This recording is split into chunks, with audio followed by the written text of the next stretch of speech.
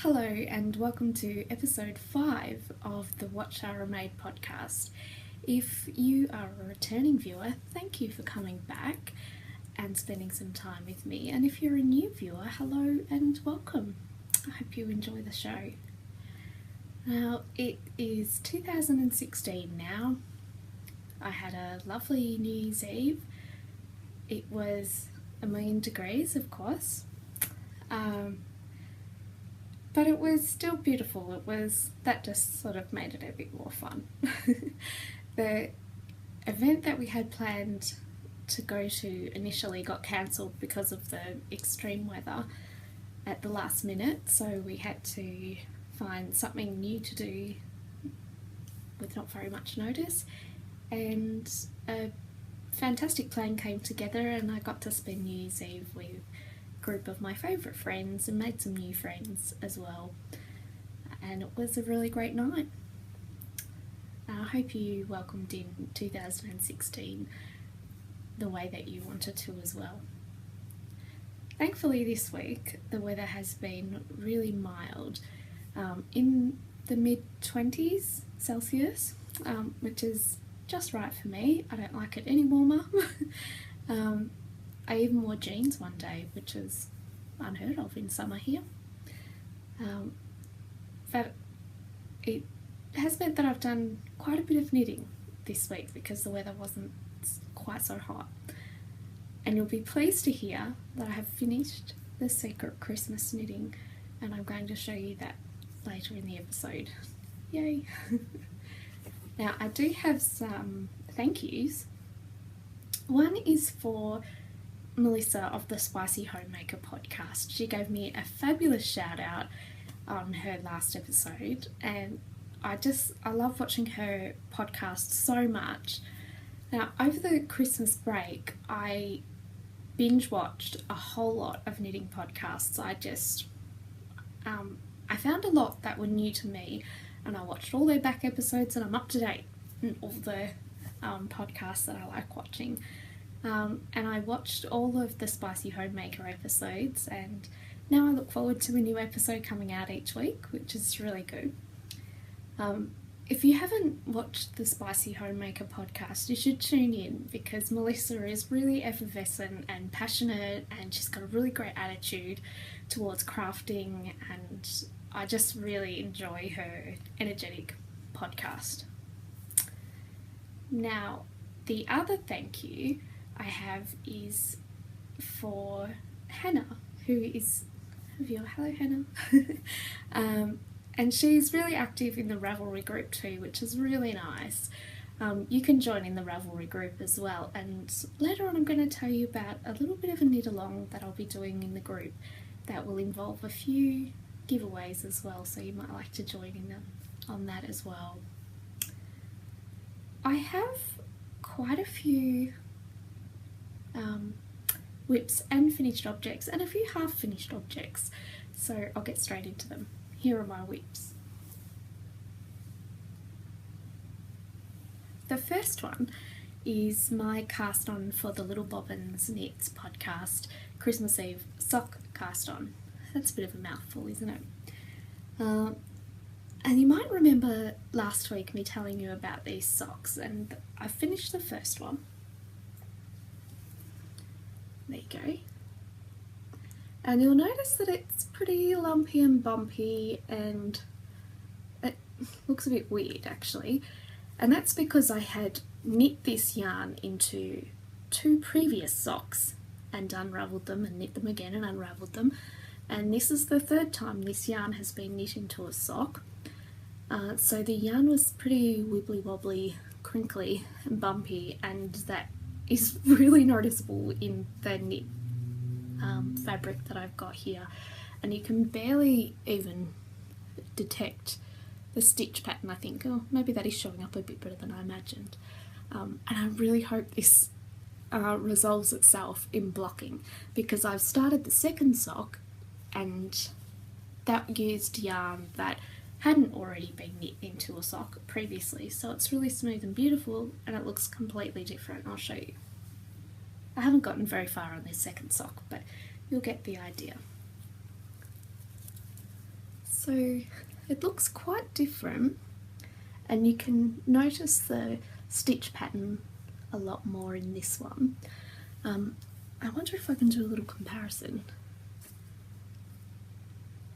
Weird, normal. So I hope they're not so different that they don't look like a pair when they're finished, but I don't know. I guess we'll find out. And I'm using some, it's a bit of a scraggly ball now that it's been used for so many socks, using some sock yarn that I've dyed in my little summer speckle colourway.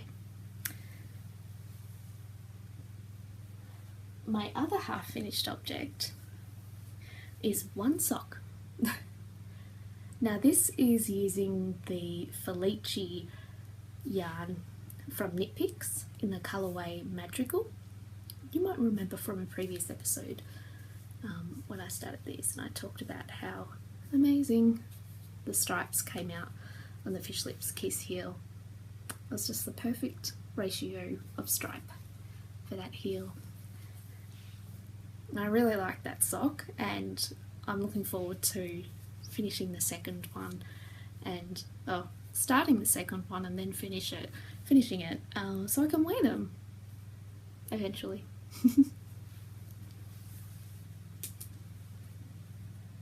Now I'm going to move on to finished objects.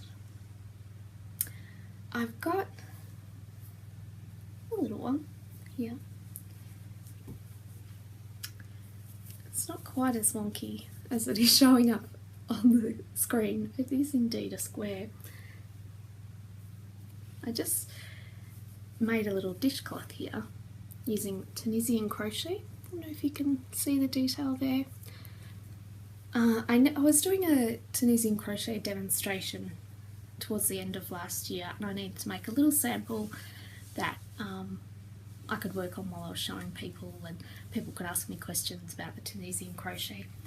And I thought I may as well do something slightly more interesting than a plain old square, so I did the mitered square, where I believe I started off with 63 stitches here, so 30 each side and then 3 for the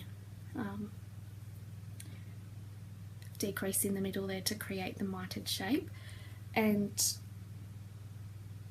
it worked out quite well. It's just the right size for a dishcloth, and people were really interested to see it, and lots of people had never seen Tunisian crochet before, so it was a nice little introduction, I think.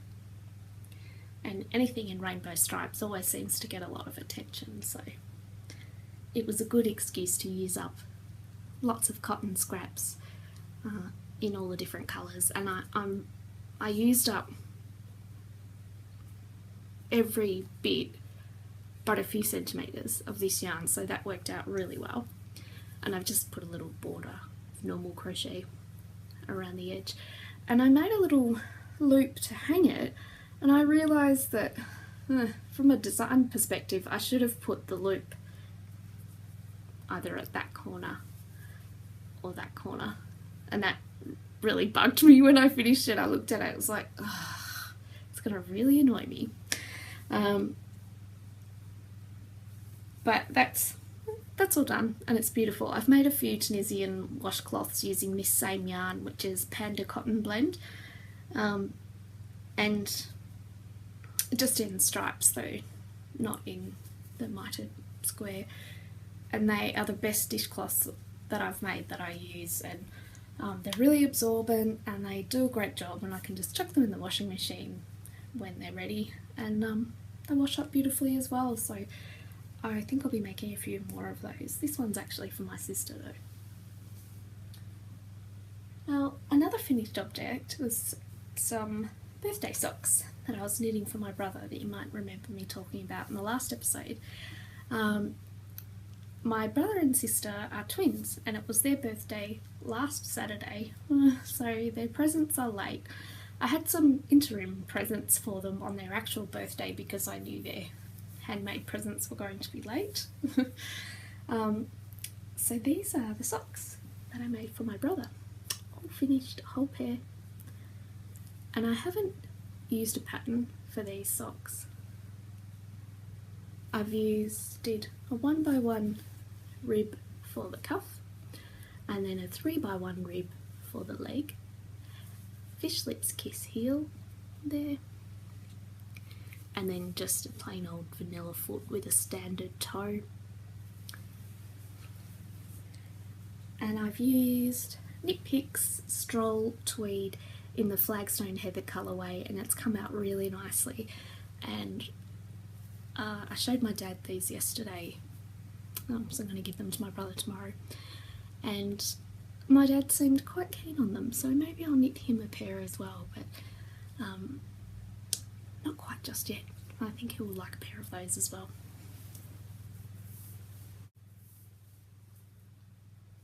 My next finished object is actually my secret Christmas knitting, and I must confess that it wasn't Christmas knitting at all. It was actually secret birthday knitting, but I knew that my sister might be watching the podcast and I didn't want to spoil the surprise. So it was a little bit of a decoy to say it was Christmas knitting. And several months ago, my sister sent me a picture online of a shawl pattern that she had found, and it was rather spectacular, and she said that she would like me to make it for her birthday, and I said that I wouldn't because it was just too complicated and it would take me too long and I didn't want to make it. However, that was also a trick because I fully intended to make it all along and surprise her for her birthday. So I ordered the yarn and waited patiently for it to arrive, and there was some sort of technical hitch with my order, and it didn't arrive until much later than I was expecting, so I got a much later start on this shawl for my sister's birthday than I was hoping.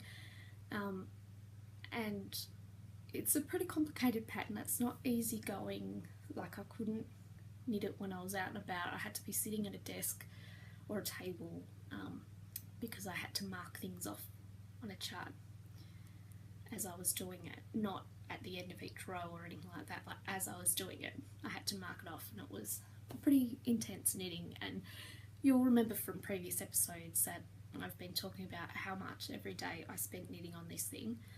I wish I had been able to start it earlier so it wasn't quite such a pressured deadline knit, because it became a bit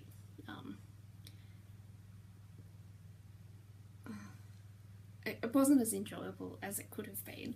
But when I got towards the end, and it starts off wide and got smaller each row, thank goodness, and when I was at the smaller end of it, it started to get pretty enjoyable, and I was really excited because I knew I was just about finished and it was looking so beautiful. And when I had finally finished it and cast it off, I was a bit worried about the shape of it. It seemed to be cinching on the sides where it wasn't meant to, and I was panicking a little bit, but when I blocked it, it blocked out beautifully, and it just looks so amazing that I'm almost tempted to make myself one as well. So without further ado, I should show it to you. It's quite large, so I don't know if I'll be able to fit it all in the screen, but I'll try my best. So this winged shawl, I think it's called Winged Triangle Shawl, number 25. You can get the idea of the wings here. Sorry if that light is sort of blowing out on the screen there. And on the other side, how can I do that so it's not blowing out? Hopefully you can get a good idea of how it looks. A little bit more of a close-up on this side. I don't know if you can see the sparkle in the grey yarn. It's got a really subtle sparkle in the grey yarn. And it's double knitting, which means it's double-sided and the sides are joined together. I haven't knit one side and then knit the other side and sewn them together. They're knit at the same time. So you'll see if I do this, that one side has the black as the background or main colour, and the other side has the grey as the contrast colour. I don't know how to get this to look okay without blowing out. I apologise for that. I didn't realise the camera was going to behave in such a way. So perhaps if I stand up. That's definitely not helping. Apologies. So you see that the background colour on this side is black with the grey detail, and on this side the background colour is the grey with the black detail. So it is truly double-sided. I wonder if I can get any better. It's just completely blown out, sorry. It's quite long. It's longer than my wingspan, so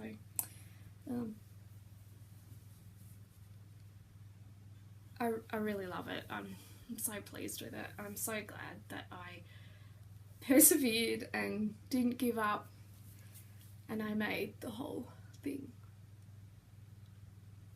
Isn't it just beautiful? I'm so in love with it. Now the black yarn is Knit Picks Comfy Fingering, which is a cotton blend, and the grey yarn is Knit Picks Stroll Glimmer in the Kestrel colourway, which is a wool nylon blend with stellina, of course, the little sparkles. And I used less than 3 balls of each colour, so it was rather economical with the yardage. So I used quite a bit less than the pattern stated, so I've got a ball of each colour left over as well, which I'm sure won't go astray. Maybe I'll knit a pair of socks with them. So I'm so pleased with this, but boy was it a lot of work. It was really intense actually. I'm sure if I didn't have such a silly deadline, it would have been much easier, and if I just worked a couple of rows each day over a few months rather than trying to do it in less than a month, it would have been much more enjoyable, that is for sure. I think it took me about 3 weeks to do it. But when you cast on, I'm not sure how familiar you are with double knitting, but you do a 2-colour cast on. So I had the grey and the black, and sometimes I see this cast on called an Italian 2-colour cast on, but you can find it on YouTube. There's lots of great tutorials, thank goodness, because I didn't know how to do it. And that shawl took me about 3 hours to cast on. Because I wasn't all that familiar with the 2-colour cast on, I struggled a bit with it. I was a bit slow, but I also wanted to make sure it was absolutely perfect, because I knew a lot of work was going to go into this shawl and I didn't want it to be ruined by a rubbish cast on. So it took me a really long time to cast on, and by the time I had cast on and it had taken me 3 hours, I had to put it down for several hours before I could go back to it, because it was a bit, you know.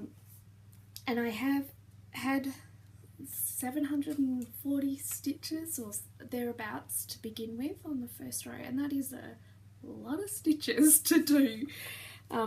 Thank goodness there's decreases on each edge every single row, so you're losing 4 stitches to 4 stitches every row.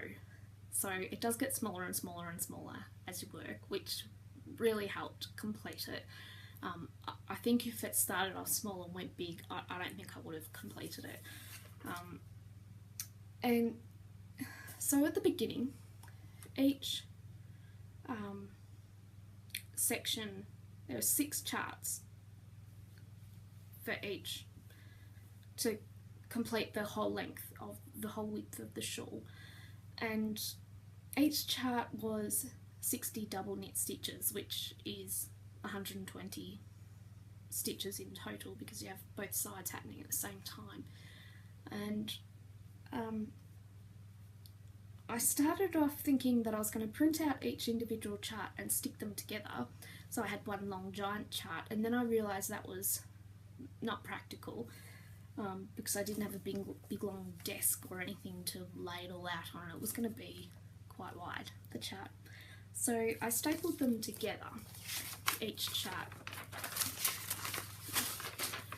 and I put a stitch marker at the to indicate the shift to the next chart, so that I only had to deal with 120 stitches for each chart, each section, rather than the whole lot all at once. So if I knew that when I got to the end of the chart and up to the stitch marker, if it wasn't quite right then, like the last stitch didn't match what I was doing on the chart, I only had that many stitches in that one little section to deal with to try and figure out where my mistake was.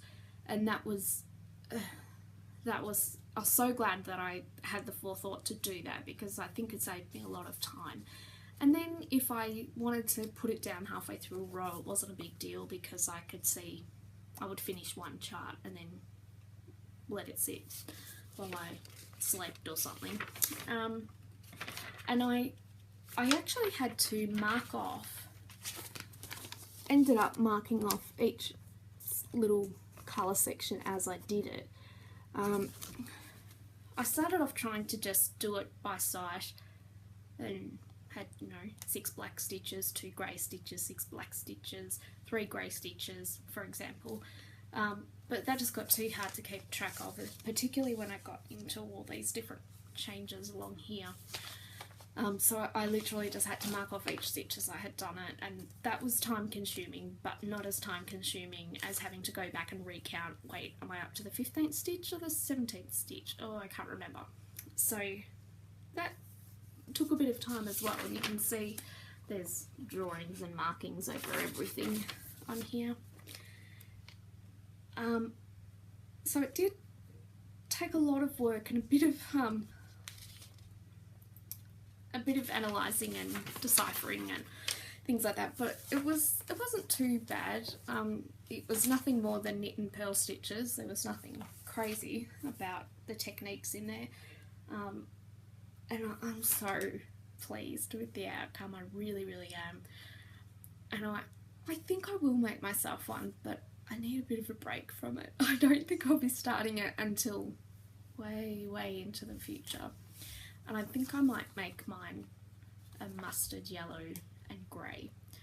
So they're my 2 favourite colour combos. So, and then mine will be different from my sister's, and if we happen to both be wearing them at the same time, we won't quite look so much like we're in some sort of team wearing a uniform of winged shawls. And that pattern that I've used can be found in the Vogue Knitting, let me see, I've written it down here, Vogue Knitting Fall 2015, and the pattern is by, I've got her name written down here, Tanya Richter. And if you have a look on Ravelry at Tanya Richter's patterns, she's like the double knitting master, I believe. She's very clever. She's got lots of really interesting designs happening there, particularly if you like dragons. She has a lot of designs with dragons on them, so if that's your thing, she's your lady.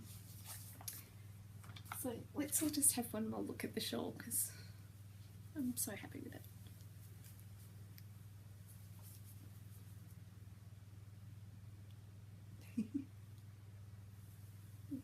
Look at the back side.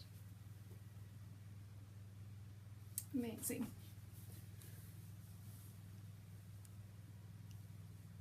And complete with dog hair, of course. My sister's got several dogs as well, so she's quite used to the dog hair factor in knitting and won't mind quite so much. So that is the end of my crazy secret Christmas knitting, and I couldn't be happier. Now, while I was committed to that project, all I could think about was all the other things I could be knitting and all the other things I wanted to cast on. And I was also desperate to do some spinning. I haven't done any proper spinning for maybe 2 months and I'm really missing it. I keep thinking about it and I keep seeing all these beautiful fleeces online, but I won't get them. And I'm looking forward now to having some free time because I've finished that shawl to do some spinning. And I taught a drop spindle class yesterday, and one of my students was a bit concerned. She felt like she wasn't going to get it, and she turned out to be the superstar of the class. She was really, really good at it. She got it straight away and she was just a natural. And I do find that in my drop spindle classes, the spinning classes, that some people just seem to have it already. It must be some innate thing, I don't know. And other people, they're really great at all sorts of other crafts, and spinning just won't happen for them. I don't know what the difference is. There doesn't seem to be some distinct difference between the types of people who can and can't spin straight away, but it always comes to them. It always comes back. It always comes to them if they practice, of course, just like everything. So I do recommend to them the 20 minutes a night for a month, and then you will be a fabulous spinner. So if you're struggling with spinning as well, try and commit to that 20 minutes a night or 20 minutes a day, whenever you can find 20 minutes, just to have a little practice, have a play with the fibres, feel the fibres, get used to the fibres and how they react and interact, and that should definitely get you on the way to spinning usable, beautiful yarn, and the kind of yarn that you are imagining you want. And one other little finished object that's not really usable for anything. I had a student that wanted to learn freeform crochet, and I didn't have any samples in my possession, so I just made a little one. It's very simple and it's very basic, and I'm sure if there's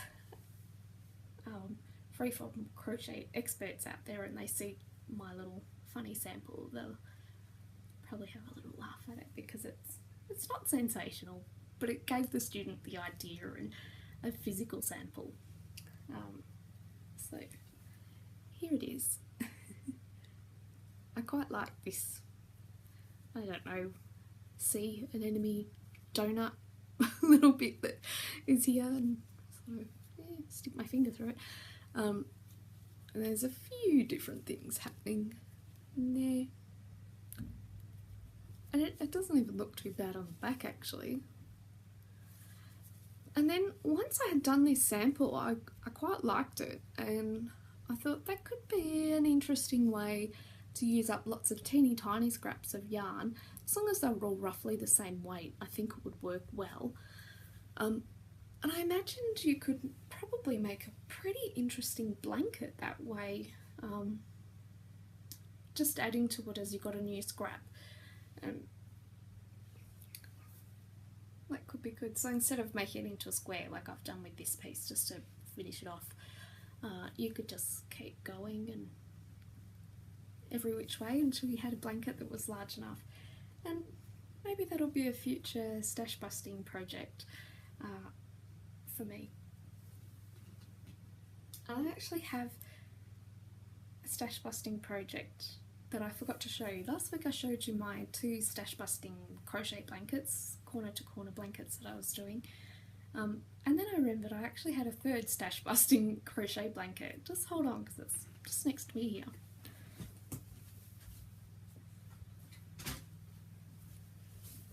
So this one is a different style, but it's the same situation. So my woolen corner to corner stash busting blanket that I showed you last week, I'm using all my variegated scraps and leftovers, and this one I'm using all my solid colour leftovers and scraps of DK weight wool yarn. Obviously I haven't woven in many of the ends to get a decent idea of what it looks like. It's an okay size, but I'd like it bigger, and I think I'll just keep adding to it as I get more scraps. So you can see there's lots of different colours in there. I've decided to not use browns and blacks. They're the only two colours that I'm not using in there, so just to keep it bright and vibrant. I had a lot more pink in my stash than I realised. I don't wear pink at all, ever, but I seem to have a lot of pink in my wool stash. So that was interesting to discover as I was making this and gathering yarn to make it. And I just make, whenever I have scraps left over from a project or floating around in the workroom, I just make a few of these discs. And then when I've got a bunch of those discs ready, I grab the other colours and do the next round, and then I've got a bunch of those ones sitting around and I grab the next colour and do a bunch of those. And then when I do the last round here, I join as I go, so I'm not making them individually and then sewing them together, I'm crocheting them together, and that's saving me a bit of time and a few ends, and I like it because one of the other things was that I couldn't decide on a colour to join it all with, and so I thought I'll just, because they're all different colours, I'll just join them as I go, and that seems to be working out quite well. And this one has been on the go for quite a while. I started it last year, maybe? No, 2014 I believe. And I actually have been using it, even though it's not finished. I just put it over my lap while I'm working at the computer and such when it's cool weather, and it's very nice and warm.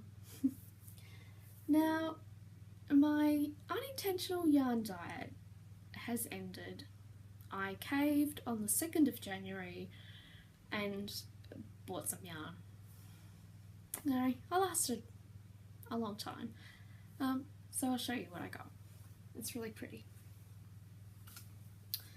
I got this hand spun yarn. You can see it's an undyed one with a few different coloured speckles in it, which is really pretty.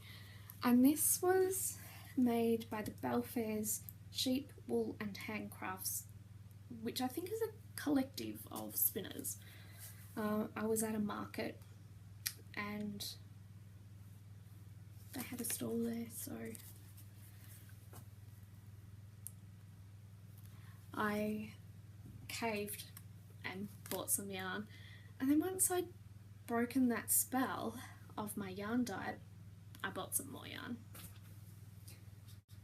And it's extra beautiful, and I'm so glad that I broke my yarn spell. I saw this on Instagram and there was no way I could not have it. Look at this beauty. It's so magnificent. Oh, look at those colours. Now, I don't know if I've mentioned this before, but green is my favourite colour. I just constantly gravitate towards green. So when I saw this, obviously I fell in love. And this is from Rosehip Island on Etsy, and that is also Hannah, who has the Rosehip Knits podcast on YouTube, which is one of my favourites. So I was happy to be spending my money with two independent yarn people or groups when I broke my yarn spell. Didn't seem quite so bad. And this is on Hannah's Oz Sock base, which is 80% Australian merino and 20% nylon, and the colourway is called Green Eyed Monster, and it's so beautiful and soft. Oh my goodness, it's just, oh, I love it. Thanks so much, Hannah. This is beautiful. And because Hannah is such a sweetheart, she included this beautiful postcard with a lovely thank you note on the back, which was really sweet, but also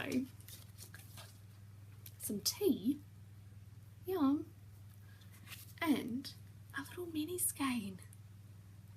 Now this here, believe it or not, is my very first mini skein from anyone else, from anyone at all, and I'm so excited about it. It's such a pretty colour, and I'm really looking forward to using this in my mini skein Cozy Memories featherweight cardigan, which I talked about in a previous episode. So how gorgeous is that? I'm so lucky. Thank you again, Hannah. And I'll put a link to Hannah's podcast and Hannah's shop in the show notes because I think you'll like the yarn as well. Sorry for enabling anyone.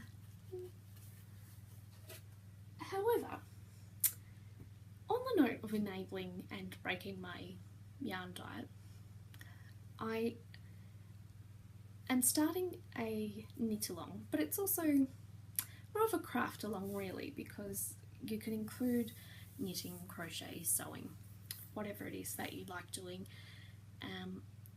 and it's going to be a year-long stash busting craft along. What that means is that if you make something with yarn or fabric that came into your possession prior to 2016, you can include it in this craft along. And I'm going to have a thread in the forum, in the Ravelry group for the What Shara Made podcast, and I'll put a link to that in the down bar here, so you don't have to go searching for it on Ravelry. You can just click straight through from YouTube. The idea of this is to hopefully encourage ourselves, but encourage each other to use up what is already in our stash to make beautiful things. Instead of just having a stash of yarn, you'll have a pile of useful things. You might like to make garments, socks, accessories, whatever it is that you like to make. Try and do it with your stash yarn. And if you do complete something, once it becomes a finished object, post a photo of it in this thread. And every time you make a new one, you finish a new object, post a new photo in the thread. And what I'm going to do at the end of each month is use a random number generator to pick a winner for a little prize. Nothing huge, but a nice little prize. It might be some new needles, or maybe it'll be some stitch markers or a pattern, or maybe a combination of all three. And there will be some yarn giveaways in there, so while you're using up your stash, you can replenish it as well.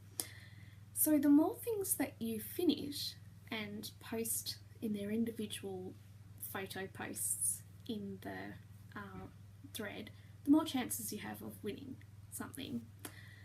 And I'll put all the details for this in the thread so that hopefully all your questions are answered, but you can always ask me if there's something that isn't clear or you're wondering about something else. And they don't have to have been started in 2016. You might have a whip that's from last year or the year before or even earlier, and as long as you finish it and the yarn didn't come into your possession this year, 2016, then you can enter it into this knit craft along. You can use new yarn in combination with your stash yarn, but maybe try and keep it to about 50% stash yarn, and of course sometimes you've got to buy extra yarn to complete whatever you're making with your stash yarn, so that's perfectly acceptable, perfectly fine, and I'm not going to be asking to see receipts or proof of when you bought it or anything like that. It's just for fun, it's pretty relaxed, there's no deadlines as such, it'll just end at the end of 2016, and I'll have a very special prize for the very last 2016 stash busting craft along, and I think you'll be pretty excited about it. And right now, while there's not that many people who are active in the group, you'll have a very good chance of winning something special. And hopefully next week, or perhaps the week after, I'll be able to show you the little prize that is going to be for the January one. And I think it's going to be interesting. I think it'll be a fun, good, encouraging way to use up some of the gorgeous yarns we've all got in our stashes. And I think that is everything that I've got to say. So if you've got lots of stash that you want to use up this year, join in that craft along. And just a little note, my schedule has changed a little bit, so I normally film on a Wednesday and then the podcast is live on YouTube by Thursday, but my schedule has changed, so I'll either be filming on a Thursday or Friday from now on, and the podcast will be ready the day after. So just in case you're wondering why this podcast was a little bit late, that's why. And I think that's definitely it now. So thanks so much for spending some time with me and having a look at my finished objects. Thank goodness, how exciting. I can't wait to knit all the other things now, so that's really good. I only finished it yesterday, so I'm still coming down from that, I think. And I'll look forward to seeing you next episode. Thanks for joining me.